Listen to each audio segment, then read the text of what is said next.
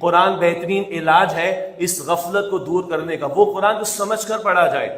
آج دنیا میں جو ریورٹڈ مسلمز ہیں، جو غیر مسلم سے اسلام قبول کر کے اسلام میں داخل ہو رہے ہیں، ان کی میجورٹی یا تو قرآن کا ترجمہ اور تشریح پڑھ کر اسلام قبول کرتی ہے، یا وہ ہمارا جو ٹاپک ہے وہ رسول اللہ صلی اللہ علیہ وسلم کی سیرت کا مطالعہ کر کے اسلام کی طرف داخل ہوتی ہے۔ تو میں آپ کو دعوت دوں گا قرآن کو سمجھ کر پڑھیں، خدا را انڈرسٹینڈنگ کے ساتھ پڑھیں، غور و فکر کے ساتھ پڑھیں۔ پھر ایک سوال آتا ہے سر کس کا قرآن پڑھیں؟ یا تو دیوبندی بھی ہیں، بریلوی بھی ہیں، اہل حدیث بھی ہیں، شیعہ بھی ہیں، سنی بھی ہیں۔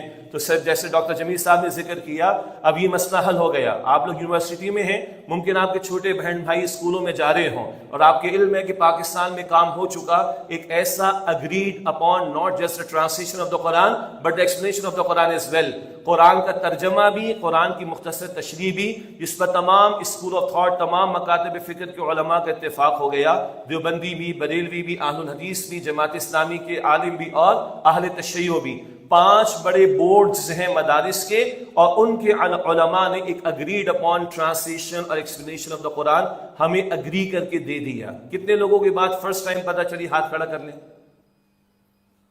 چلے ٹھیک، اب اگلی بات بھی شاید آپ کے علم میں انٹرسٹنگ ہوگی۔ 13 million, 1 crore 30 lakh, 1 crore 30 lakh students federal government, Punjab government, کے پی گورنمنٹ کے سکولز میں یہ اگریڈ اپون ٹرانسلیشن پڑھنا شروع کر چکے ہیں۔ کتنے لوگوں کو پتہ چلا؟ ہاتھ کھڑا کریں۔ چلیں ٹھیک، ماشاءاللہ میرا کراچی سے آنا وصول ہو گیا نا، الحمدللہ۔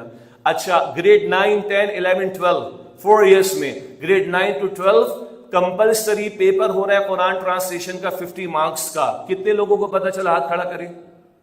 ٹھیک ہو گیا۔ اب سوچیں نا، انگلش سمجھ کے پڑھتے ہیں نا، میتھ سمجھ کے پڑھتے ہیں نا، دنیا کا ہر سبجیکٹ قرآن جب سمجھ کر پڑھیں گے تو ہماری نالج کدھر ہوگی انشاءاللہ۔ اللہ مجھے اور آپ کو یقین عطا فرمائے۔